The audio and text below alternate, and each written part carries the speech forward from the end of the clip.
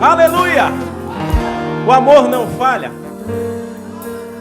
Diga, eu sou o amor. Eu sou o amor. Diga, eu sou o amor. Eu sou o amor. Você entendeu? Aleluia! Vá sentando, vá sentando. Mas não deixe que essa atmosfera se desfaça. Aleluia! Eu gostaria que você fechasse seus olhos. Crescia o menino e se fortalecia, enchendo-se de sabedoria, e a graça de Deus estava sobre ele. E crescia Jesus em sabedoria, estatura e graça, diante de Deus e dos homens. E o Verbo se fez carne e habitou entre nós, cheio de graça e de verdade. João testemunha a respeito dele e exclama: este é o de quem eu disse, o que vem depois de mim, contudo a primazia, porquanto já existia antes de mim, porque todos temos recebido da sua plenitude, e graça sobre graça. Com grande poder os apóstolos davam testemunho da ressurreição do Senhor Jesus, e em todos eles havia abundante graça. Pai, nós te agradecemos pela tua graça. Te agradecemos, Senhor, pelo privilégio da tua palavra. Te agradecemos porque você nos resgatou do reino das trevas e nos transportou para o reino do Filho, o reino da graça. Obrigado, Pai, obrigado porque você derramou sobre nós, através do seu Espírito, o seu amor em nosso coração. Obrigado, Pai, em nome de Jesus. Espírito Santo, você está convidado a atuar livremente neste lugar. A minha vontade nesse momento se aquieta porque a sua vontade prevalece. A minha boca é a sua boca, o meu corpo é o seu corpo. Sem você eu não sou nada, sem você eu não sei nada, e sem você eu não posso nada, Espírito Santo. Você é bem-vindo entre nós, em nome de Jesus. Obrigado, pessoal.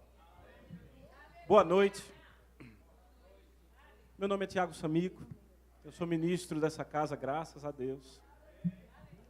E Deus me mandou te dizer uma coisa antes de começar. Se em algum momento, nesses últimos 2 meses, você estudou a possibilidade de deixar essa igreja, não faça.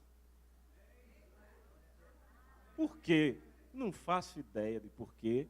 Eu estou dizendo, eu faço ideia de por que você não deve ir. A Bíblia diz que os que estão plantados florescem.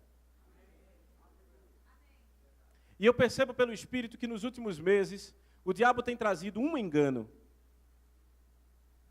para os membros dessa igreja, querendo distanciá-los da igreja, mas na verdade ele quer distanciá-los da palavra. Porque ele não está atrás de você, ele está atrás da palavra. Esse é o ano da palavra nessa igreja. Esse é o ano em que a palavra vai dar frutos muito mais além do que imaginamos ou pensamos. Ele não quer que você colha esses frutos, ele não quer que você participe disso. Não saia. Está dito. Agora você é indesculpável. Como eu estava dizendo, meu nome é Tiago Samico, eu tenho 37 anos, sou casado com a Bruna, graças a Deus. Temos uma filha linda chamada Sofia, amém?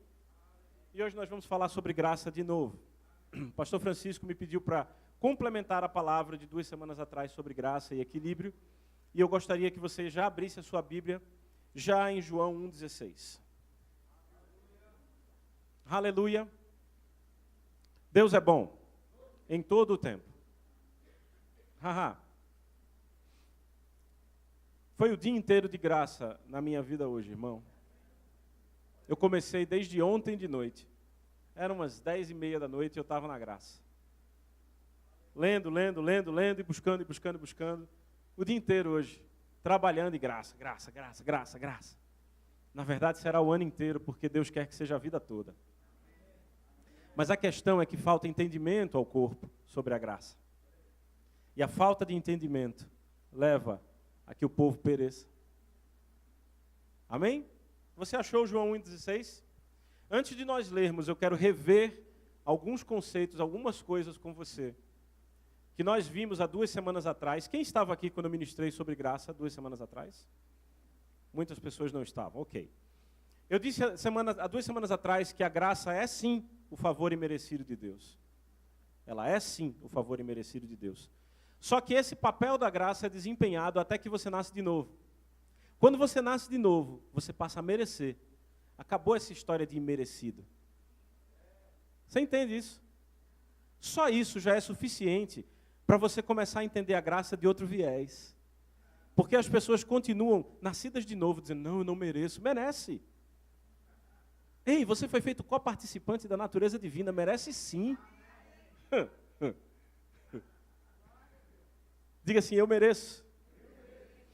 Depois que você nasce de novo, a graça deixa de ser o favor imerecido e passa a ser a força capacitadora, que te move e te capacita e te empodera a ser como Deus quer que você seja. Deixa eu abrir um parênteses. Essa palavra empoderar, ela está sendo usada de forma distorcida pelo mundo. Não se deixe enganar. A palavra empoderar significa dar poder, significa capacitar. Mas o mundo lá fora quer tomar, não deixe. O empoderamento é seu. O empoderamento não é dos movimentos sociais que acham que devem ter. O empoderamento é do povo de Deus. É da igreja. Eu já disse isso aqui nesse púlpito, que no passado a igreja antiga era considerada, tem registros históricos, a igreja antiga, a igreja de Cristo, ela era considerada uma assembleia onde se decidiam os rumos e o destino de uma cidade, de um país, de um continente. Está escrito, tem registro histórico disso. Isso é empoderamento. A graça se refere à influência divina que é refletida externamente. É o amor de Deus derramado dentro do seu coração. A graça é a glória de Deus operando no seu espírito. Vamos repetir, a graça é a glória de Deus operando em meu espírito. Você não precisa repetir, certo? Você não é obrigado. Eu estou te convidando a fazer uma confissão. Amém? Eu também falei que o pecado da humanidade é diferente de atos de pecado, de pecados cometidos. São coisas diferentes. A natureza de pecado é diferente de um pecado que se comete. A natureza de pecado veio sobre o homem e recaiu sobre o homem quando o homem entregou o domínio que ele tinha sobre a terra a Satanás. Quando o homem disse, sim, tudo bem, Satanás, toma o que é meu, quando pecou. Nesse momento, a natureza do pecado, o pecado não nasceu no Éden, o pecado nasceu no coração, no íntimo de Satanás, quando ele decidiu se rebelar contra Deus. Nesse momento o pecado nasceu. Amém? Estamos juntos? Então, a natureza de pecado é diferente de um ato pecaminoso. Você, se nascido de novo, não tem mais natureza de pecado. É verdade que você pode cometer pecados? É verdade. Mas não tem mais natureza de pecado. Você não é mais um pecador. Você é justo. Aquele que não conheceu o pecado, Deus o fez pecado por nós, para que nele fôssemos feitos a justiça. Jesus foi feito pecado. Jesus não pecou, ele foi feito pecado. Ei, está comigo? Estamos juntos? Você abriu João 1,16, não é? Eu não. Então, deixa eu abrir aqui. Desculpa aí, eu estava falando e me empolguei. Aleluia. João 1,16 diz assim, eu sou um homem de fé, eu digo, diz assim antes de achar. Aleluia. Pois todos nós recebemos da sua plenitude e graça sobre graça. 17. Porque a lei foi dada por meio de Moisés, a graça e a verdade vieram por Jesus Cristo. Isso é maravilhoso. Vamos entender lei? Vamos entender graça? Bem rápido aqui para você entender. Toda vez que eu falo, você vai me dizer bom ou mal, ok? Estamos combinados? Bom ou mal? Sorvete? Hambúrguer? Sem essa moda fit, tá? É pro paladar, tá bom? Não é necessariamente pro corpo. Vamos lá. Manga? Graça? Lei? Ei, deixa eu te dizer uma coisa. Por que a lei seria má se foi Deus que instituiu a lei? Mas a gente tem uma ideia da lei que ela é má, não é? Não, porque a lei, eu não vivo mais debaixo da lei, agora eu estou debaixo da graça. É verdade. É fato. E é fato que a lei, ela leva à religião, ela leva à religiosidade, porque a lei é na carne e a religiosidade é na... A religiosidade é tentar fazer pela carne o que só pode ser feito pelo Espírito. Isso é religiosidade. Então a lei é boa. Ela foi instituída por Deus. E muita gente diz, não, Jesus veio para abolir a lei. Mentira, Jesus veio para cumprir a lei. Está comigo? Agora, eu quero que você entenda que a lei veio por Moisés. Para que a lei foi instituída na terra? Para evidenciar o pecado, para estabelecer os rumos. Por aqui não, por aqui sim. O céu e a terra tomam por testemunha que tenho posto diante de ti 2 caminhos, o caminho da vida e o caminho da morte. Escolha o da vida. A lei veio dizer qual é o caminho da vida e qual é o caminho da morte. No entanto, a lei não tinha e não tem a capacidade de expurgar, de retirar, de remover, de lavar o pecado. Não tem, até hoje. E aí você pode se perguntar, nossa, mas até hoje? Existe lei até hoje? Ou em várias igrejas cristãs evangélicas assim. Por quê? Porque as pessoas continuam querendo alcançar Deus por atos da carne. Não vai acontecer. Porque é pela graça. Só é possível se achegar a Deus pela graça através da fé. Está comigo? Estamos juntos? Então, eu dei um exemplo hoje, estava conversando com a Bruna, e a gente estava conversando, e vai ser um exemplo bem nojento e é de propósito. Imagina aquela espinha enorme e vermelha. A sépsia. Imagina, aquela espinha enorme e vermelha. Sabe aquela com um pontinho amarelo em cima? Lembra? Todo mundo já teve uma. Agora imagina que você aperta. O que é que vai acontecer? Toda aquela gosma começa a sair, e começa a sair. Quanto mais você aperta, mais a lei são os dedos apertando a espinha. Quanto mais aperta, mais sai. E tome pecado, e tome sebo, e tome gosma, e tome nojeira, e tome pecado. Sabe, às vezes cheira mal, sempre cheira mal para Deus. Aquilo às vezes só cheira mal. A graça é o paninho que você passa e leva para fora todo aquele lixo. Sabe, depois que você espreme, você faz assim, limpa. E uma vez limpo, não torna mais. Depois que está expurgado, saiu. Só que antes da graça, não tinha esse paninho, era só apertar.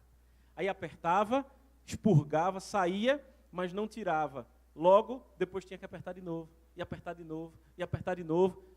E toda vez tinha que ficar apertando. Hoje não mais. Você saiu da adolescência. Maturidade chegou. A graça chegou. E sabe que esforço você fez para isso? Nenhum. Nenhum. Eu particularmente não gosto da expressão, e não tenho nada contra quem fala, mas eu não gosto da expressão, ele foi com a tua cara. Eu não gosto disso. Eu não gosto disso. Porque ele foi com a cara dele, né? Porque ele me fez a imagem e semelhança. Quando eu digo ele foi com a tua cara, parece que eu sou uma pessoa diferente dele, e eu não sou. Porque quem é filho de peixe é peixinho, eu sou filho de Deus. Está comigo? Estamos juntos? Então, o fato é que a gente pensa na graça como perdão de pecados. E isso limita o entendimento. Isso nos faz não temer a prática do pecado. Não se afastar da prática do pecado. Porque a gente acha sempre que a graça é o favor imerecido e a graça é o perdão. Ah, mas tem graça, eu peco, tem graça, eu peco. E é assim? Desde quando? Desde nunca. Vamos abrir em Hebreus 4,16. Eu vou fundamentar o entendimento da graça para que a gente possa trazer o equilíbrio ao entendimento errado da graça que se prega lá fora.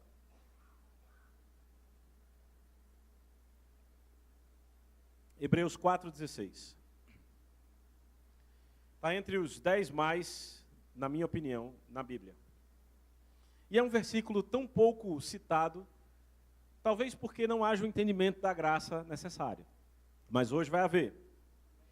Hebreus 4,16 diz assim: acheguemo-nos, portanto, confiadamente junto ao trono da graça, a fim de recebermos misericórdia e acharmos graça para socorro em ocasião oportuna. Graça é sim perdão, mas graça também é socorro. Ele disse: acheguemo-nos confiadamente ao trono da graça. Quem reina no trono? A graça. No trono da graça, quem reina é a graça. Acheguemo-nos confiadamente ao trono da graça para alcançar o quê? Misericórdia e acharmos graça para socorro em ocasião oportuna. Você nunca vai sair de mãos vazias quando se achega ao trono da graça. Misericórdia e graça para socorro. A gente ainda vai falar desse versículo mais para frente. Mas eu amo esse versículo, porque achegar-se confiadamente, deixa eu te dizer, essa palavra achegar-se, no original, ela significa falar sem reservas. Falar tudo que vem na mente para você falar.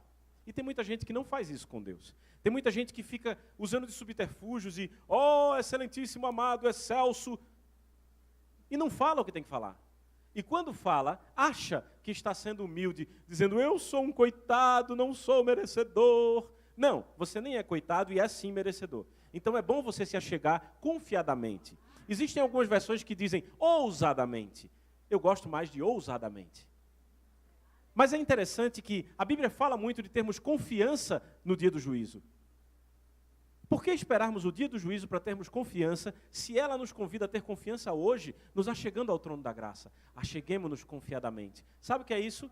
Pai, é o seguinte, eu não suporto mais essa situação. Eu estou farto, eu cansei. E o pior de tudo, o errado sou eu. Confiadamente, abertamente. Eu gastei uns 10 minutos do meu dia vendo os primeiros pronunciamentos dos deputados recém-eleitos.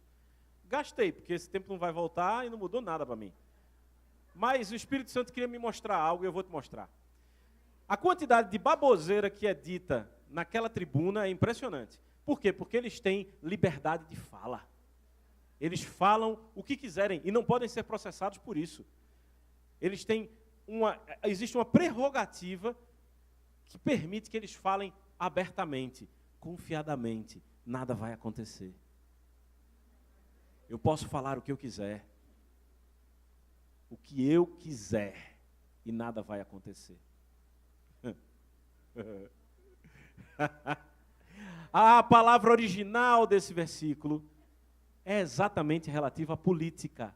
Está falando justamente do parlamento daquela época, onde se falava ousadamente. Vamos avançar? A graça perdoa pecados, mas ela também ensina a não pecar. Ei, a graça perdoa pecados, mas ela também ensina a não pecar. Uma vez, uma mulher foi pega em adultério e levada a Jesus, e, como sempre, os mestres da lei disseram, Jesus, mestre, Moisés diz assim, assim, e tu o que dizes? Era a afronta de todo dia de Jesus. Todo dia, Jesus passava por isso. Mas a graça de Deus estava sobre ele, ele crescia em sabedoria, estatura e ele estava cheio da graça. Nenhuma afronta derrubava ele, porque ele estava cheio de graça. Mestre, e tu o que dizes? Quem não tiver pecado, atire a primeira pedra. Você já conhece essa história. E eles começaram a sair dos mais velhos aos mais novos e ficou só Jesus e a mulher. E Jesus disse, onde estão os teus acusadores? E ela disse, não estão mais aqui, eu também não te acuso, você já sabe essa história. Mas em determinado momento, Jesus disse a ela, vá, graça, vá, você está livre, graça, vírgula, e não peques mais. Graça também. A graça perdoa, mas a graça te ensina a não pecar. Na verdade, a graça te capacita a não pecar. E o que está acontecendo lá fora hoje é que as pessoas estão se utilizando de um ensino deturpado da graça para pecar. E tem um monte de gente gostando.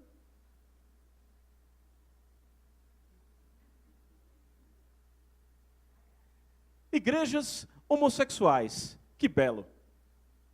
Porque o amor, a graça, presta atenção, todas as igrejas de cunho homossexual, homoafetivo, ou seja lá como se chame esse movimento, essa opção, todas essas igrejas, elas exaltam e elas têm como bandeira amor e graça. Pode prestar atenção. Por quê? Porque é aí que elas conseguem achar o engano que entra na cabeça das pessoas. Amor, graça, amor, graça. Não, os homossexuais têm que vir para cá. Para igrejas onde a verdade é falada. Porque Jesus veio com graça e verdade. Jesus perdoou e disse, vá, mas ele disse, não peque, verdade. E a gente precisa parar, porque isso está acontecendo cada vez mais. Isso está se espalhando pelo Brasil e pelo mundo. E eu estou falando aqui de um grupo específico, dos homossexuais. Eles estão procurando cada vez mais Deus, desesperadamente, mas não estão encontrando lugar nas nossas igrejas tradicionais, porque nós não temos entendido a mensagem. E aí eles têm se reunido num grupo, como se tivessem coceira nos ouvidos, achando mestres que falem o que eles querem ouvir. E o inferno assim, ó.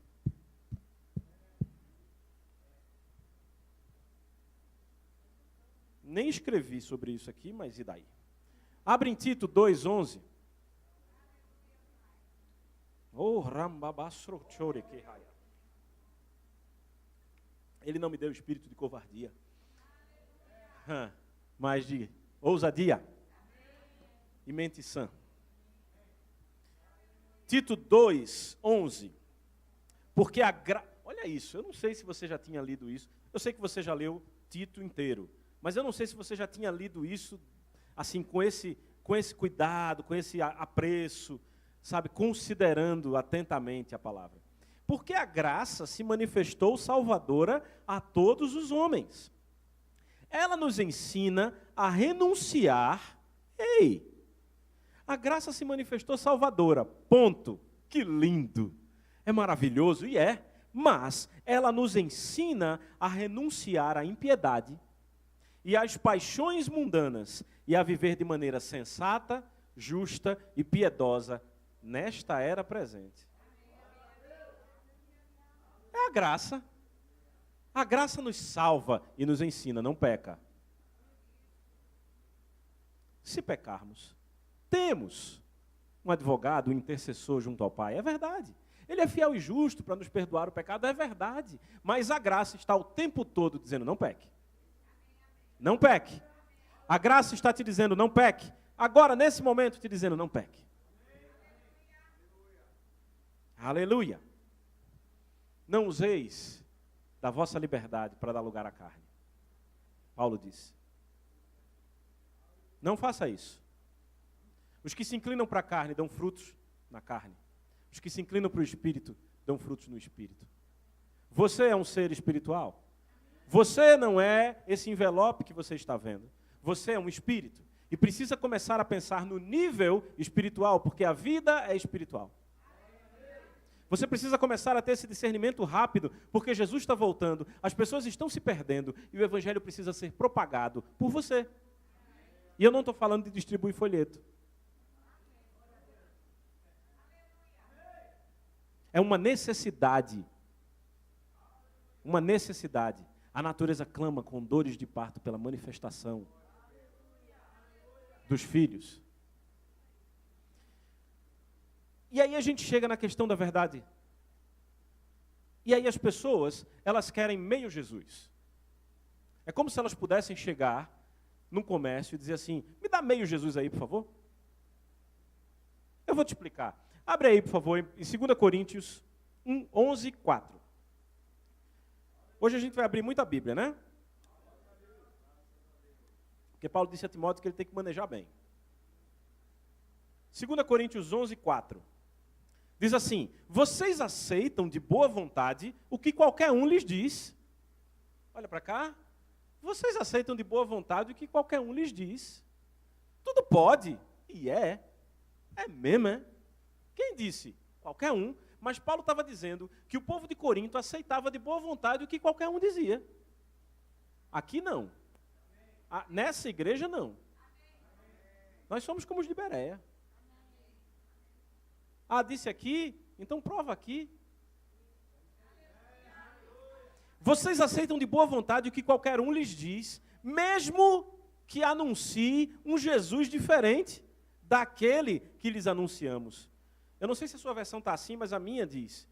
A sua deve dizer algo parecido. Quer dizer, vocês aceitam que qualquer um diz, mesmo que seja um Jesus diferente. E é possível ter um Jesus diferente? É. Jesus aí fora, 3 por R$1. Agora, o de verdade, o real, aí não. Aí não. Aquele que diz, vá e não peques mais, esse é pouco pregado.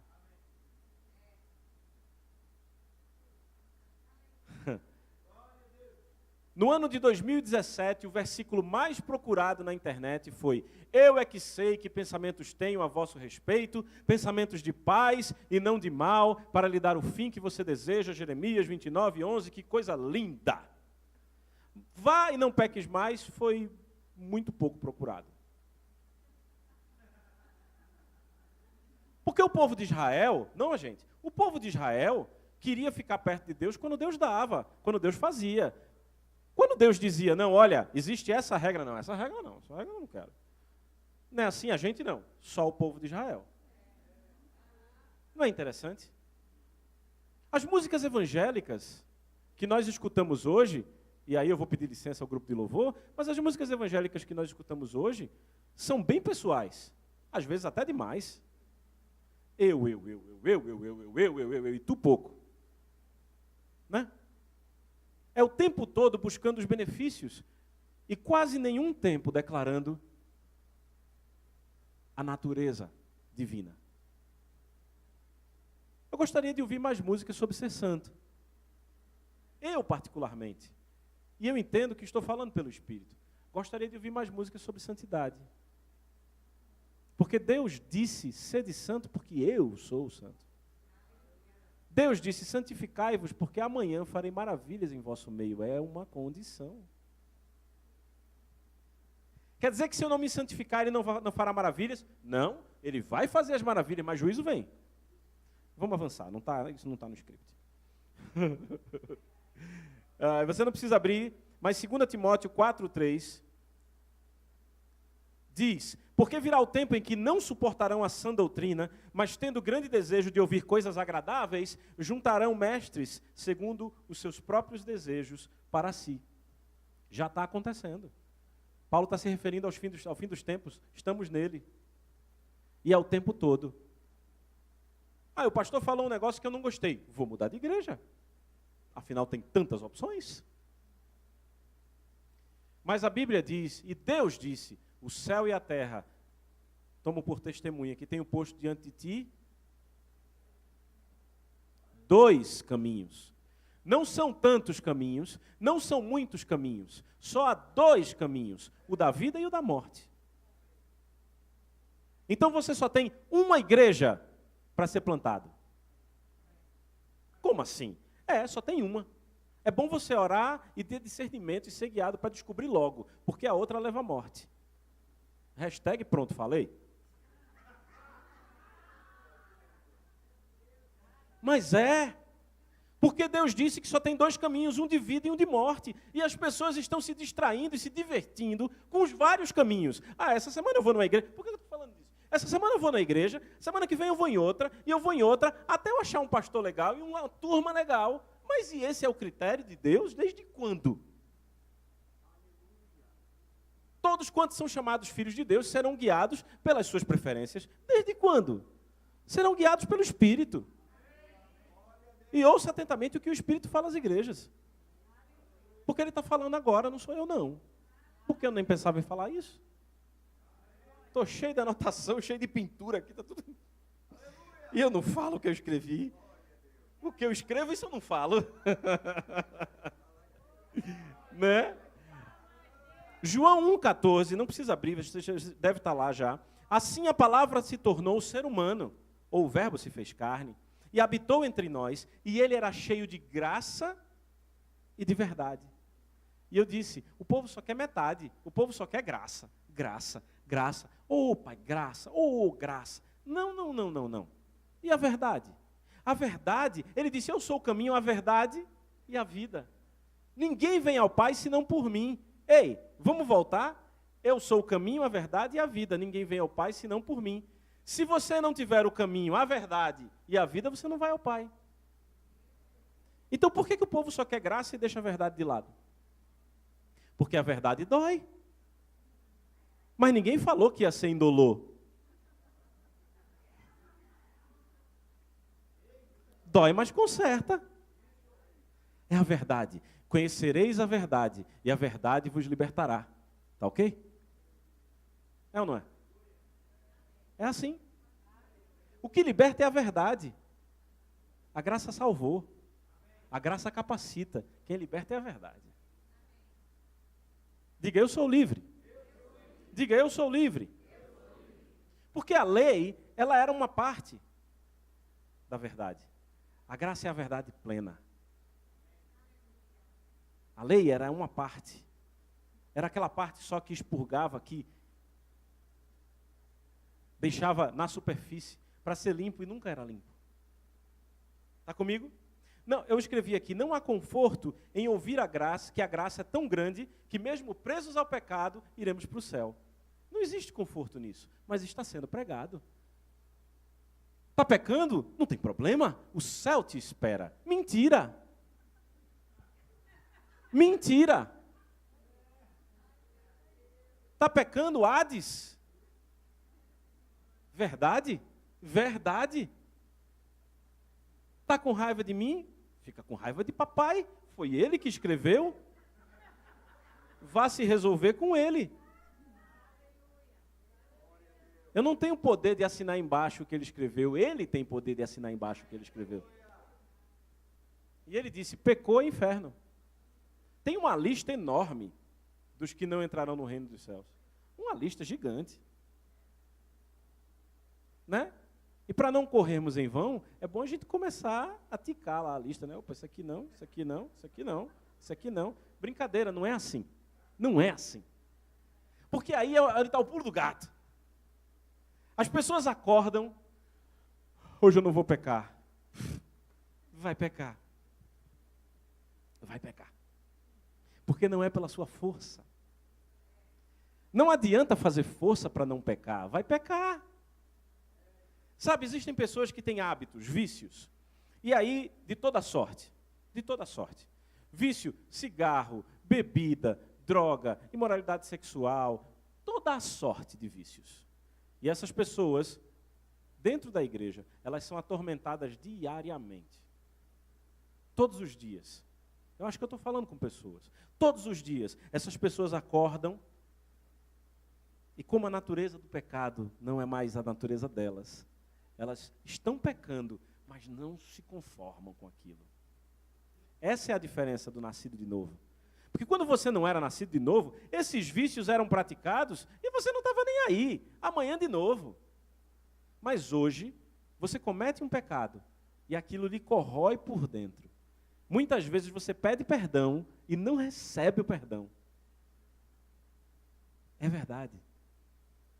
Eu sei que o silêncio concorda. É verdade.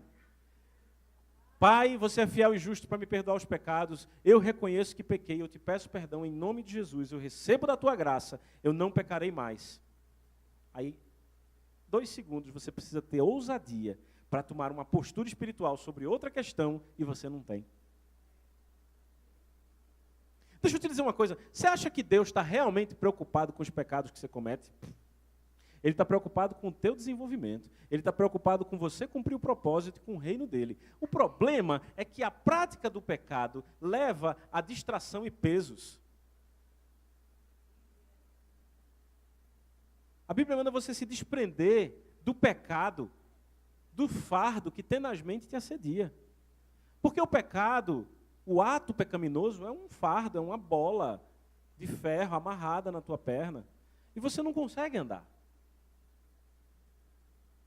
E Paulo diz que você tem que correr a carreira. Como é que você vai correr a carreira se não consegue nem andar?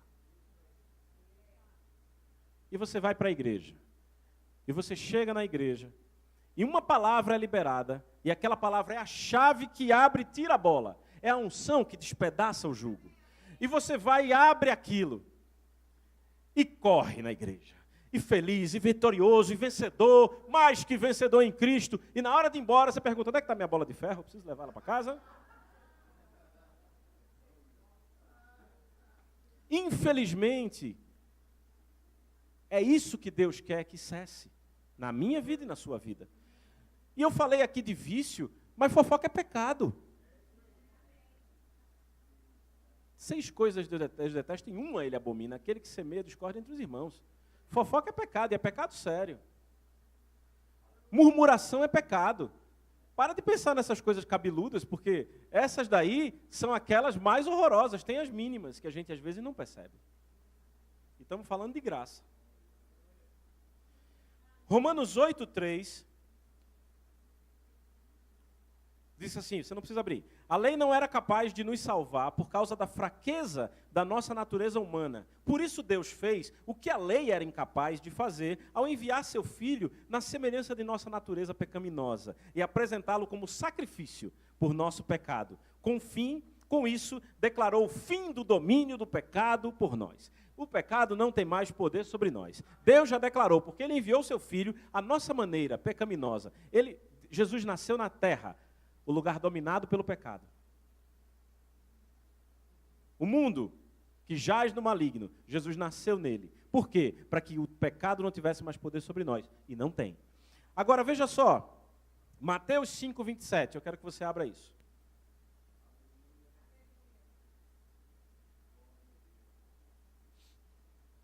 Existe uma mudança de paradigma em Mateus 5:27. Existe uma mudança de quadro que não volta mais. E todo mundo conhece essa passagem. Jesus, mas o Jesus inteiro. Mateus 5:27 diz assim: vocês ouviram o que foi dito, não cometa adultério. Olha para cá. Quem disse isso? A lei. Jesus disse, citando a lei. Ele disse, vocês conhecem o que foi dito, não cometa adultério. Estava nas tábuas que Moisés trouxe, Deus estabeleceu, não cometerás adultério. Está comigo? Mas o versículo não para aí. Eu, porém, quer dizer, a nova aliança, o novo pacto, o novo tempo de Deus, está dizendo, eu, porém, lhes digo que quem olhar para uma mulher com cobiça, já cometeu adultério com ela em seu coração. Qual é a diferença? Toda. Porque na lei, não adulterarás. Aí eu estava aqui, e passava uma cananeia, e eu dizia, cananeia. E passava uma samaritana, e eu dizia, uau, que samaritana. Eu casado. Mas a lei disse, não adulterarás. Eu não adulterei, irmão. Eu olhei, eu cobicei, mas o ato eu não consumei. Logo eu não adulterei. Entendeu? A lei. A graça. Aquele que olhar, cobiçando, já adulterou. Princípio divino. Princípio da graça. Acontece de dentro para fora.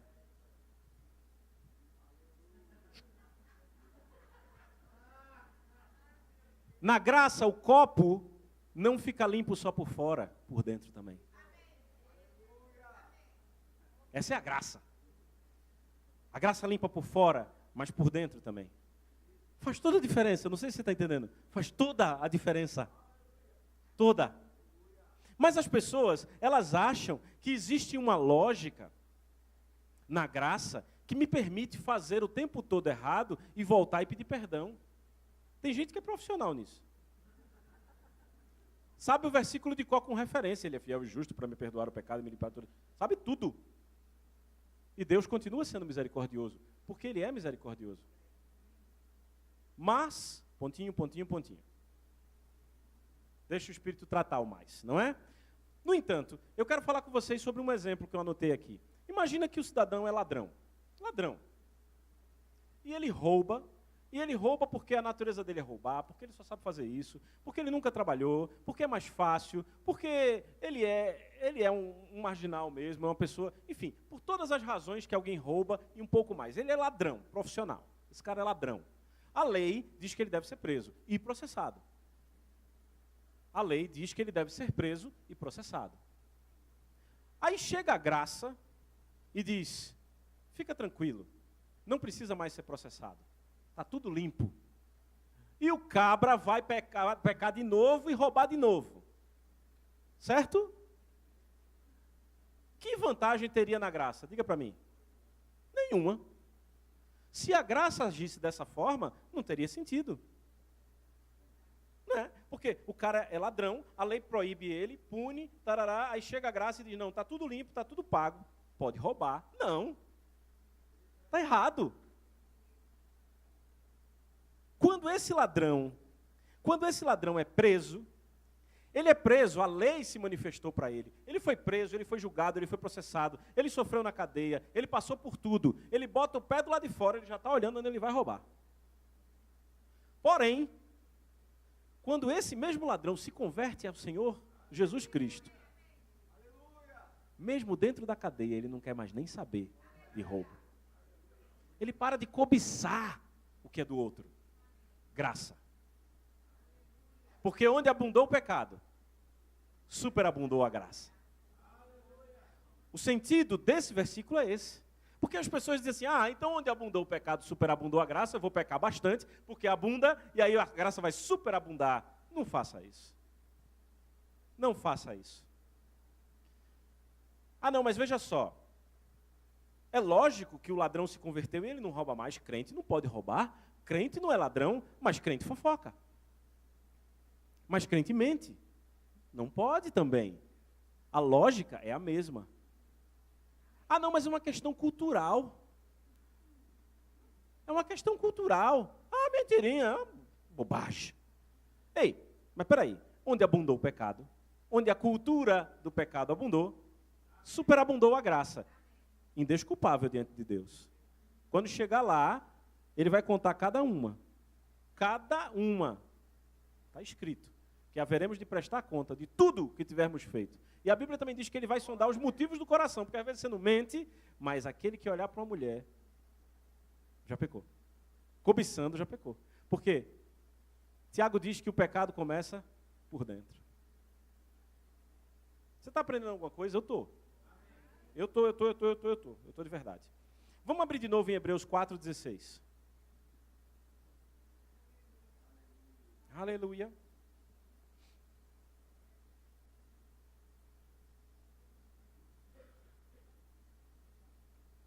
Acheguemo-nos, portanto, confiadamente, junto ao trono da graça, a fim de recebermos misericórdia e acharmos graça para socorro em ocasião oportuna.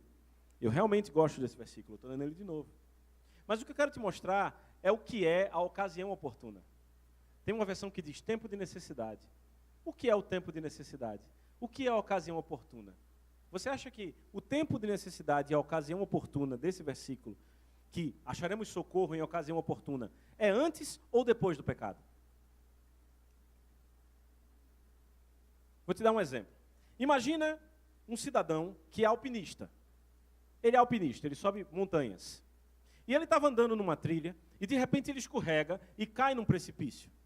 Mas ele consegue se agarrar num galho de árvore, e ele fica agarrado lá, socorro, socorro! E ninguém ouve, e ninguém chega. Até determinado momento em que ele não consegue mais, e ele solta, ele não morreu, mas ele ficou bem machucado. Ele quebrou pernas, ele se rasgou inteiro, ele está muito machucado. E aí, de repente, chega bombeiro, chega a polícia, pega ele e leva no hospital. Está comigo? Entendeu o exemplo? Esse homem teve socorro na ocasião oportuna, no tempo de necessidade ou não? Não, não teve. De jeito nenhum. A ocasião oportuna e o tempo de necessidade era antes dele ter caído. Está comigo no exemplo? Você está entendendo o que eu estou dizendo? É ou não é?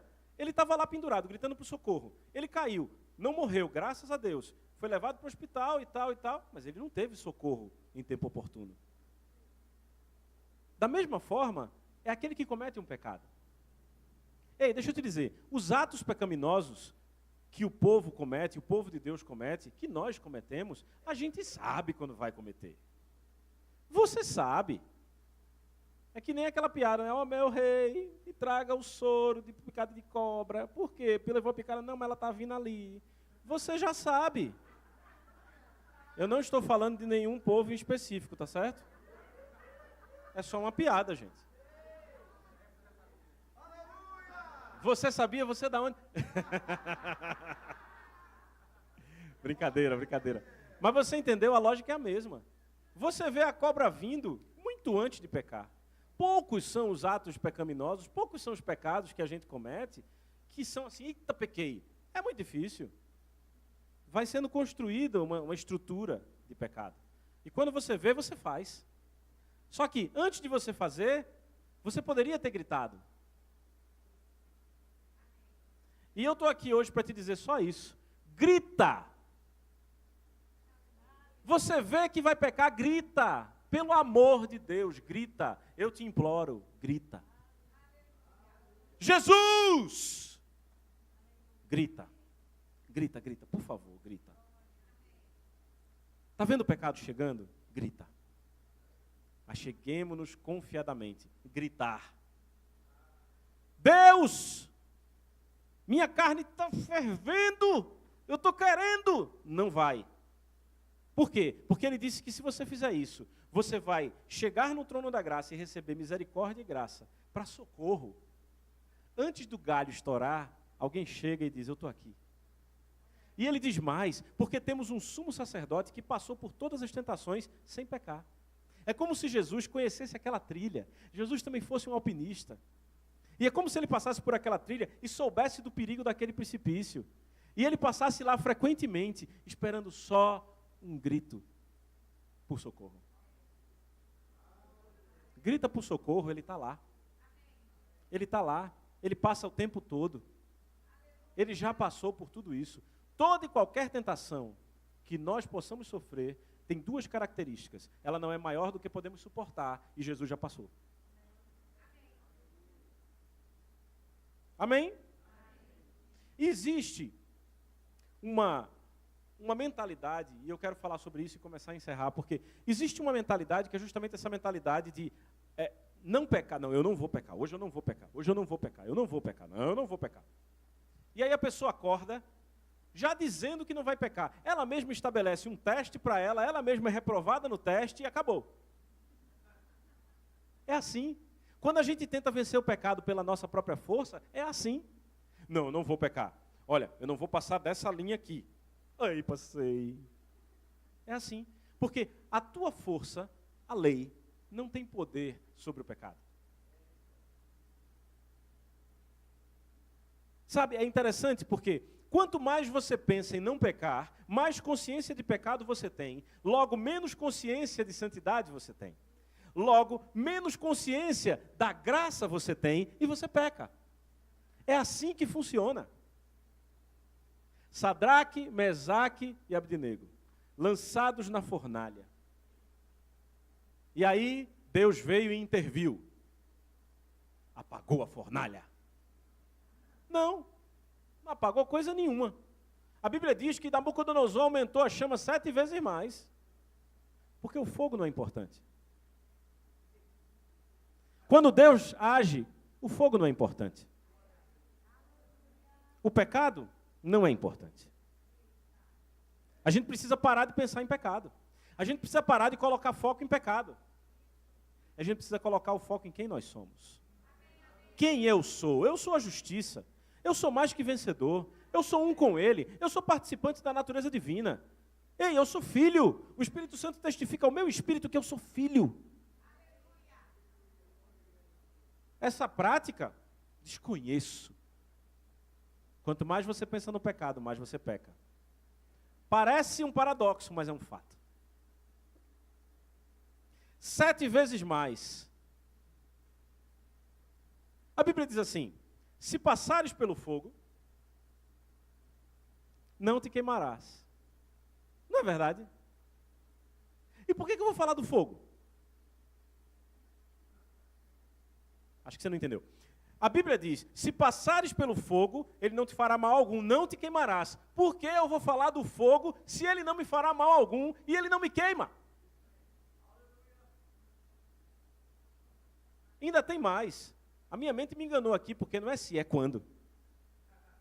Obrigado, Espírito Santo. É quando. Quando passares pelo fogo, não te queimarás. Quer dizer, você vai passar, o fogo vai estar lá e ele não vai te queimar. Então para de pensar no fogo. Para de considerar o fogo, ele não te fará mal algum. A Bíblia diz que o pecado não tem mais poder sobre você. O pecado não tem domínio sobre você. Para de pensar no pecado, pensa na graça. Ocupa o teu pensamento com a graça. Ela te ensina como não pecar. Eu gosto da pergunta. Irmão, eu posso fazer isso? Crente pode fazer isso? Isso? Irmão, o simples fato de você vir me perguntar já é uma questão.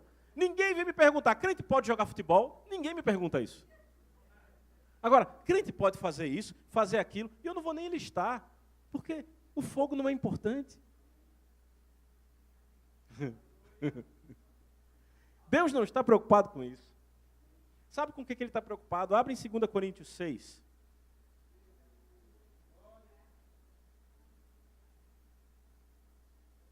Eu te digo que isso aqui é o que interessa a Deus. 2 Coríntios 6, versículo 1. Achou? Diz assim: como cooperadores de Deus, insistimos com vocês para não receberem em vão a graça de Deus. Eu vou ler de novo. 2 Coríntios 6, 1.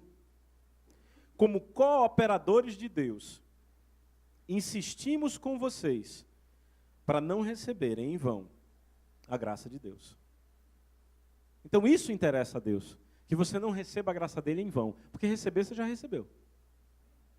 Agora, quando é que a graça de Deus é em vão? Quando você não tem uma vida vitoriosa sobre o pecado. A graça dele é em vão. Ela te foi dada, ela está disponível, e você não consegue ter uma vida vitoriosa. E vai culpar lugares, coisas e pessoas. Para de culpar lugares, coisas e pessoas, recebe da abundância da graça, do dom da justiça e reina em vida. 1 Coríntios 15, 10, não precisa abrir, diz assim: mas pela graça de Deus, sou o que sou, sua graça para comigo não foi inútil. Quer dizer que ela pode ser, mas ela não foi. Antes, trabalhei mais do que todos eles, contudo, não eu, mas a graça de Deus comigo. Existe uma iniciativa, existe um papel ativo a se desempenhar na graça. A graça está disponível, você tem a graça, você recebe da graça, mas você precisa atuar em cima da graça. Para que você possa dizer, não eu, mas a graça. Paradinho, deitadinho na redinha, não vai rolar. A igreja não é um clube social, onde você vem, encontra pessoas, come na cantina, sai para comer uma pizza e depois volta para casa, para a sua vida medíocre. Não é assim. Eu abro parênteses, medíocre significa mediana. Por favor, medíocre não é uma palavra feia, é só uma coisa que está na média. Medíocre. Mas as pessoas se satisfazem com isso. E que recompensa terão no dia do juízo? Que recompensa terão? O que dirão diante de Jesus? Não, pai, eu tinha muito trabalho para fazer. Essa não cola. Nenhuma dessas cola. Nós somos indesculpáveis.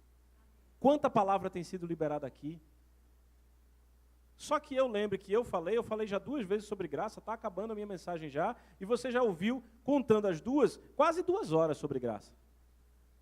Te dizendo que a graça te perdoa, mas te ensina a não pecar. E para encerrar, eu quero falar com você rapidamente sobre perfeição. Por quê? Diante de toda essa mensagem, você pode dizer, porque você quer que eu seja perfeito. É isso aí. Tamo junto. Nós juntos aqui, ó, a caminho da perfeição.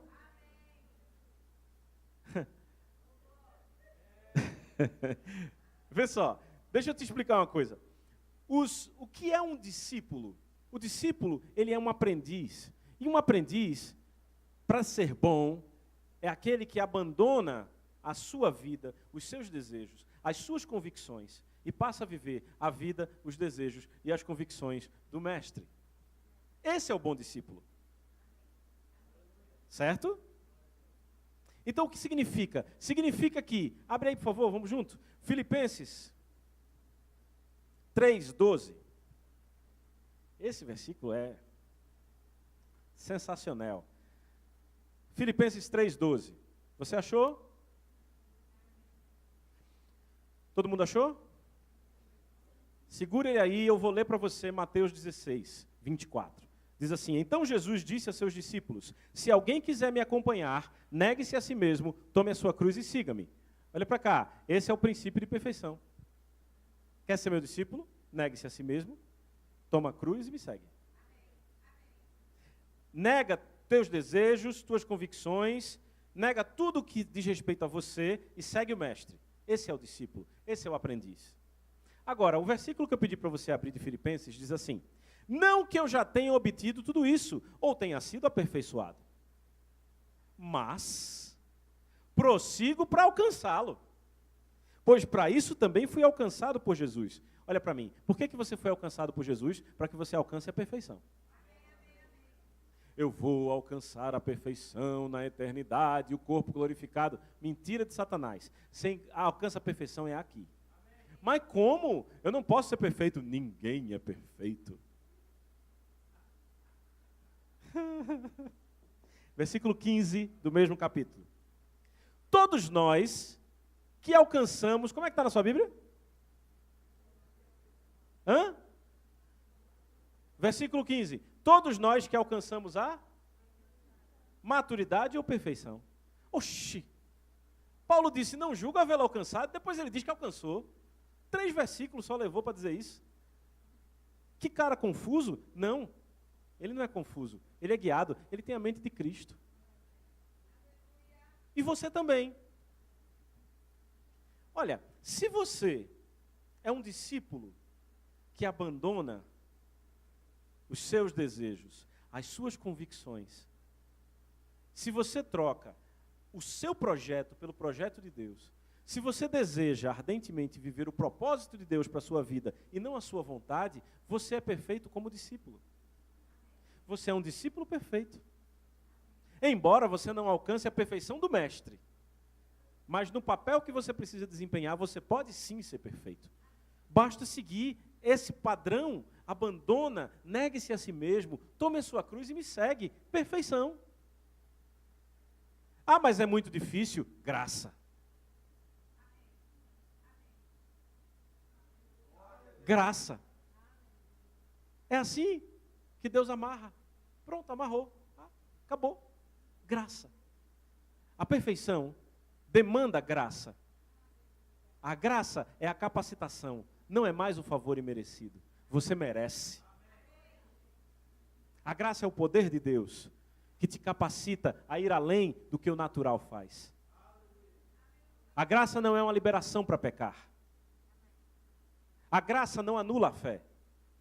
Ah, então agora eu tenho graça, então olha eu aí, ó, recebo tudo, só recebo. Não. E o bom combate da fé? E o CRI, por isso falei? São estruturas diferentes. A graça, ela valida tudo. A fé age. Mas isso é outra ministração. Mas, quando eu escolhi o tema e falei para o pastor Francisco sobre graça e equilíbrio, é para te mostrar que existe um equilíbrio necessário entre a graça e a fé, entre o perdão e a misericórdia e o ato deliberado de pecado. Eu peco, eu quero pecar, eu gosto de pecar, não tem problema, eu faço isso e faço aquilo e depois Deus me perdoa. Vai nessa. Vai nessa. Até a curva. Quando chegar na curva, eu não me responsabilizo. Nem Deus. A escolha foi sua. O céu e a terra tomam por testemunha que tenho posto diante de ti 2 caminhos, o da vida e o da morte. Escolha o da vida. Amém.